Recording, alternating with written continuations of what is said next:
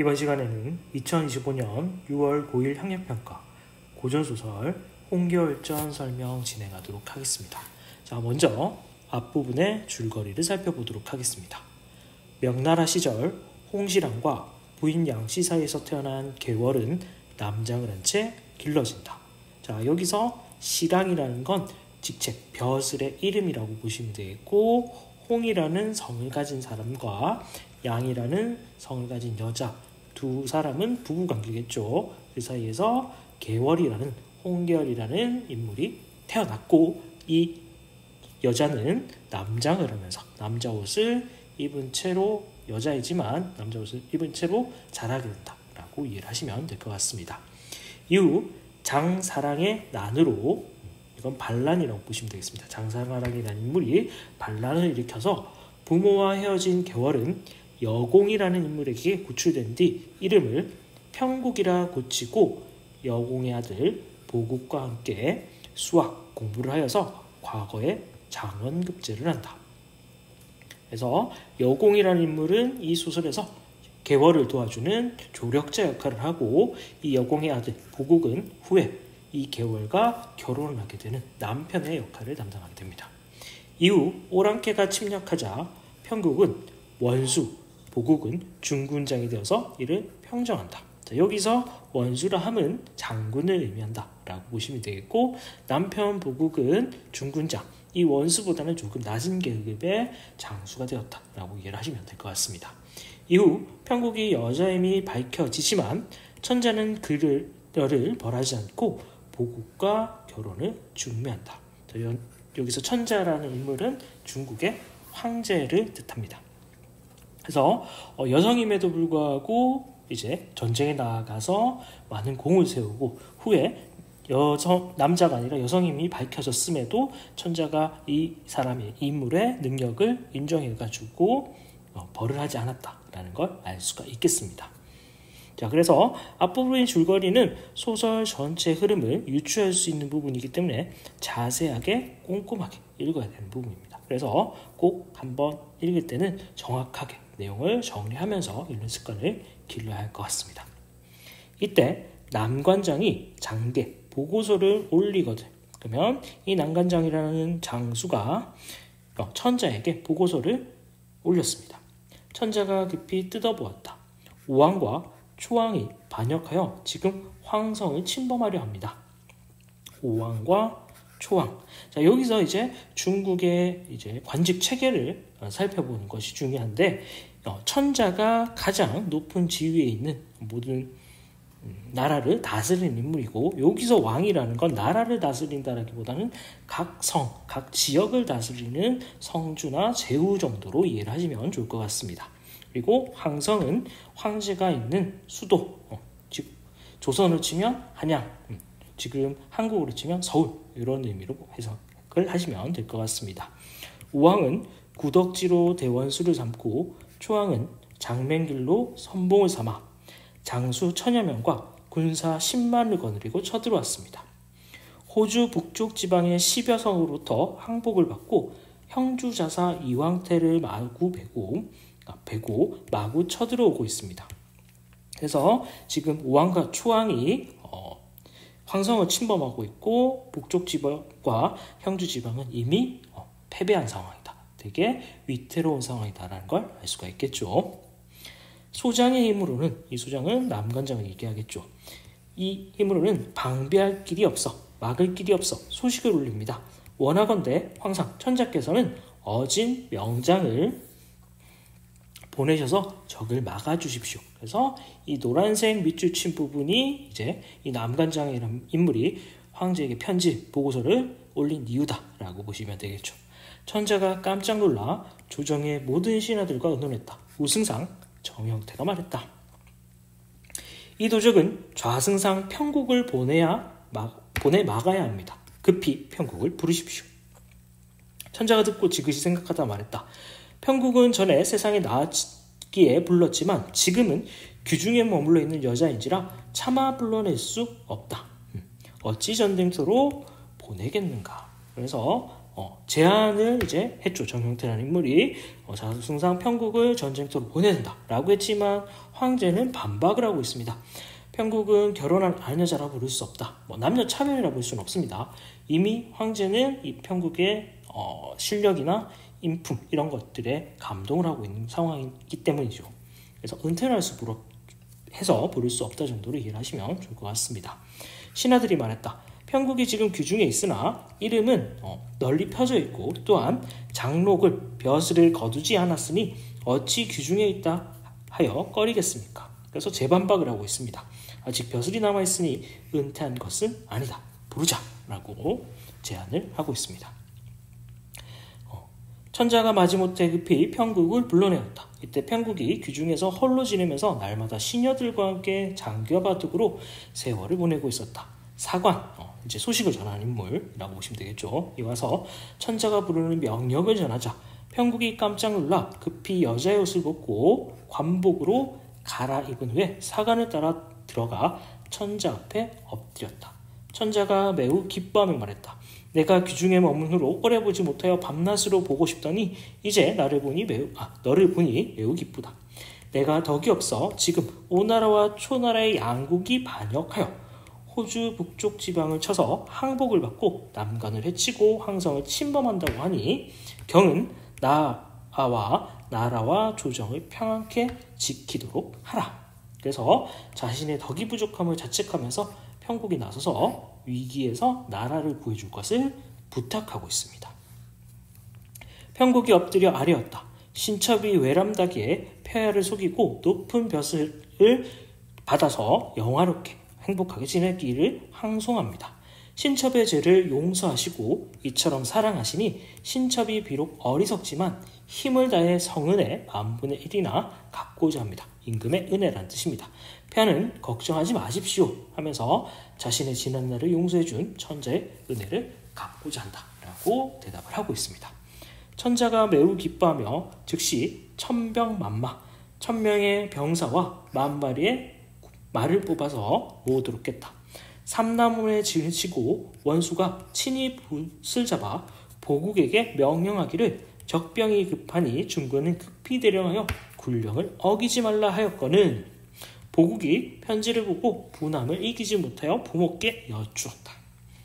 그래서 홍겨울이 이 남편에게 지금 빨리 와서 군령 어기지 말라라고 명령하니까 이 보국이라는 남자는 자존심이 상해서 씩씩대고 화를 내고 있다라고 보시면 되겠죠. 그러면 이 부모는 여공을 의미합니다. 개월이 또 소자를 중궁으로 부리려 하니 이런 일이 또 어디 있습니까? 여공이 말했다. 전에 너에게 무엇이라 말했더냐? 개월을 무시하다가 이런 일을 당하니 어찌 틀렸다 하겠는가? 국사 나라 일이 중하니 어떻게 해볼 수가 없다. 그래서 전쟁을 치르기 전부터 홍겨울을 못마땅하고 하게 여기고 있는 보국이라고 보시면 될 것 같고, 그리고 이것을 타이르는 여공. 그러면 설득한 이유는 나라 일이 더 중하니 일단 개월의 명령을 따르라고 얘기를 하고 있습니다. 여공이 보국에게 바삐가라고 재촉했다. 보국은 어쩔 수 없이 갑옷을 갖추고 그래서 아버지의 말을 순순히 따르고 있습니다. 진중에 나아가 원수 앞에 엎드리니 원수는 개월을 이야기하겠죠. 홍원수가 분부하였다. 만일 명령을 거역하는 사람이 있으면 군법으로 다스릴 것이다. 보국이 두려워 중군의 처소로 돌아와 명령을 내리기를 기다렸다. 홍원수가 장수들에게 각각의 임무를 정하고 추구월 갑자일에 행군하였다. 10월 초일에 남관에 도착하여 3일 동안 군사를 머물게 하고 즉시 떠나 5일 천촉산을 지나 영경루에 다다랐다. 적병이 평원 광야에 진을 쳤는데 굳세기가 철통 같았다. 그래서 이렇게 장소의 이동이 나타나고 있습니다. 남관, 촉산, 영경루, 평원 광야. 원수가 적진에 대하여 진을 치고 명령했다. 장령, 명령을 어기자는 자가 있으면 세워두고 죽일 것이다. 호령이 서리빨 같았다. 모든 장수와 군주들이 두려워하며 어찌할 줄 몰랐다. 보국 또한 매우 조심했다. 이튿날 원수가 중군에게 명령하였다. 오늘은 중국이 나가서 싸워라. 그래서 보국에 나아가서 싸우라고 명령하고 있습니다. 중군이 명령에 순종하여 말에 올라 삼척 장검을 들고 적진을 가리켜 외쳤다. 나는 명나라 중군대장 보국이다. 대원수의 명을 받아 너희의 머리를 베려하니 너희는 빨리 나와 나의 칼을 받아라. 적장 운평이 이 소리를 듣고 크게 화를 내며 말을 몰고 나와 싸웠다. 3번도 채 겨루지 못해 보국의 칼이 빛나더니 그 순간 운평의 머리가 말 아래로 떨어졌다. 적장 운경이 운평의 죽음을 보고 분을 화를 내며 말을 모아 달려왔다. 보국의 승리의 기세가 등등하여 창검을 높이 들고 싸웠다. 두어 차례 겨루기도 전에 보국의 칼을 날려 칼을 들고 있던 운경의 팔을 치니 운경이 미처 손을 올리지 못하고 칼을 든 채 말 아래로 떨어졌다. 보국이 운경의 머리를 베어들고 본진으로 돌아오고 있었다. 자, 여기서는 이제 보국의 활약상이 나타나고 있습니다. 그때 적장 구덕지가 크게 노하여 장검을 들고 말을 몰아 고함치며 달려들었고 또 난데없는 적병들이 사방에서 달려들었다. 보국이 매우 다급하여 피하고자 했으나 한순간 적들이 함성을 지르며 보국의 천여겹을 애웠었다. 사태가 급박하게 돌아가자 보국이 하늘을 우러러 탄식했다. 이때 원수가 홍겨울이 장대에서 북을 치다가 보국이 위급함을 보고 급히 말을 몰아서 칼을 높이 들고 좌우로 왔다 갔다 하면서 적진을 해치고 들어가 구덕지의 머리를 베어들고 보국을 구해낸 후 몸을 날려 적진 속을 헤집고 다녔다. 그래서 보국을 위기에서 구해주고 있는 모습입니다. 동에서 번쩍하더니 어느새 서에서 적장을 베고 남쪽으로 가는 듯 하더니 어느새 북쪽에 있는 장수를 베고 좌우로 왔다 갔다 하여 적장 50여 명과 군사 1000여 명을 한 칼로 쓸어버리고 본진으로 돌아왔다. 그래서 여기 리을 부분은 겨울의 영적인 모습이 드러나고 있습니다. 보국은 원수 보기를 부끄러워하더니 원수가 보국을 꾸짖으며 조롱했다. 그래서 자신의 잘못을 깨닫고 있는 거죠. 저러고도 평일에 남자라 칭할 수 있겠는가? 남자라 부를 수 있겠는가? 나를 무시하더니 이제도 무시하겠는가? 라고 대묻고 있습니다. 원수가 장대에 앉아서 구덕지의 머리를 함에 넣어서 황제가 있는 성에 보내었다. 라고 하면서 내용이 정리가 됩니다. 자, 인물관계를 한번 정리해 볼 텐데 보면은 일단 홍겨울이 주인공으로 나오고 있습니다. 자, 그런데 홍겨울은 이름이 많이 바뀌죠. 남장을 했을 때 평국이라는 이름을 가지고 있었고 그 다음에 벼슬은 원수라는 벼슬 그리고 좌승상이라는 벼슬 2개를 가지고 있었습니다. 자, 그리고 홍겨울의 부모님은 홍실왕과 부인 양씨였습니다. 그리고 이 여공이라는 인물은 홍겨울을 도와주는 조력자이자 시아버지와 며느리 관계로 발전하게 됩니다. 그리고 여공의 아들은 보국은 중군장의 직책을 가지고 있었죠. 그리고 홍겨울과 보국은 부부관계 또는 상관과 부하관계 이렇게 2가지 관계를 확인해 볼 수가 있었습니다. 그리고 천자는 이제 황제를 의미하고 있었죠. 그리고 천자와 홍겨울은 황제와 신하관계입니다. 그리고 남광장이라는 인물이 천자에게 장계를 올려가지고 지금 사태가 되게 위급하게 돌아가고 있다.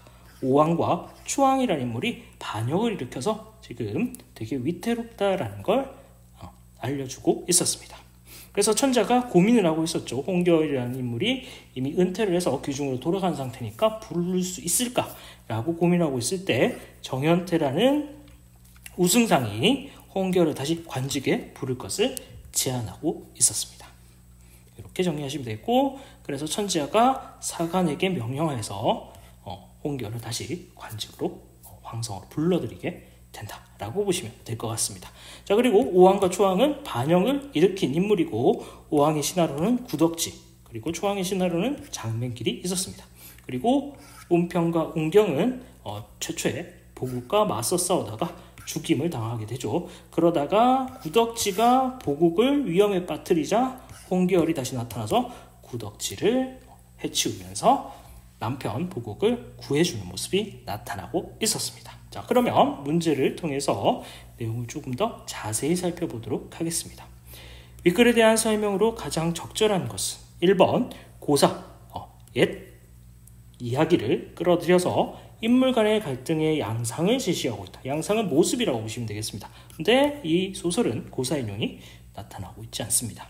시간을 역전적 구성, 역전적 구성은 현재에서 과거로 돌아가는 구성 방식을 역전적 구성, 역순행적 구성 또는 입체적 구성이라고 하는데, 고전소설은 거의 대부분이 순행적 구성을 취하고 있고 이 소설 역시 순행적 구성이 나타나기 때문에 역전적 구성은 틀린 표현입니다. 서술자가 개입하여 상황에 대한 독자의 판단을 유도하고 있다. 뭐뭐 하리오, 뭐뭐 아니한가 등의 말투가 쓰여서 서술자의 판단을 개입시킨 부분이 있긴 한데 고전소설의 특징이기도 합니다. 그렇지만 해당 부분에서는 그게 나타나고 있진 않았습니다. 4번 인물의 활약상을 구체적으로 묘사하여 상황의 긴박함을 고조하고 있다. 그래서 인물의 활약상은 여기 있었죠. 그래서 요걸 확인할 수 있기 때문에 4번은 정답으로 볼 수 있을 것 같습니다. 5번 현실적 공간과 비현실적인 공간의 교차를 통해서 환상적인 분위기를 조성하고 있다. 자, 현실적 공간과 비현실적 공간 이 교차하는 것은 보통 목유르케 소설이 잘 나타납니다. 목유르케 소설은 현실과 꿈을 왔다 갔다 하면서 이런 환상적인 분위기를 드러내는, 자아내는 소설의 형식입니다. 그렇지만 해당 작품은 현실과 비현실의 공간이 교차하는 부분은 나타나지 않고 있었습니다. 27번입니다. 윗글의 인물에 대한 이해로 적절하지 않은 것은 남간장은 반란군의 규모와 위세를 구체적으로 언급하면서 조정에 다급하게 요청을 받고 있었죠. 천자는 반란을 일으킨 원인을 자신의 자신이 부족함으로 돌리면서 편국에게 반란을 진압하도록 명을 내리고 있었습니다. 편국은 자신의 죄를 용서한 천자에게 감사하며 은혜를 갚으려 하고 있죠. 전쟁에 직접 나서겠다라고 얘기했습니다.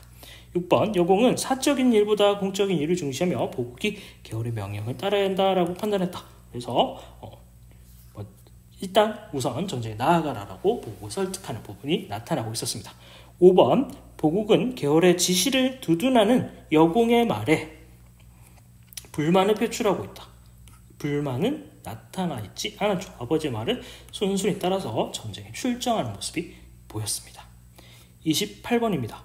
보기를 바탕으로 기읍, 미음을 감상한 내용으로 적절하지 않은 것은 홍계월전은 주인공 계월은 자신이 지닌 우월한 능력을 사회적으로 인정받아 여러 문제를 해결하는데 이는 기존 여성 영웅소설이 주인공이 남성의 권위에서 벗어나지 못했던 한계를 탈피한 것이다. 특히 계월이 국가에 충성하는 신하이자 국난, 나라의 위기를 극복하는 영웅으로 그려지는 것은 여성도 삶의 주체로서 사회적 자아를 실현할 수 있는 존재임을 보여주고 있다.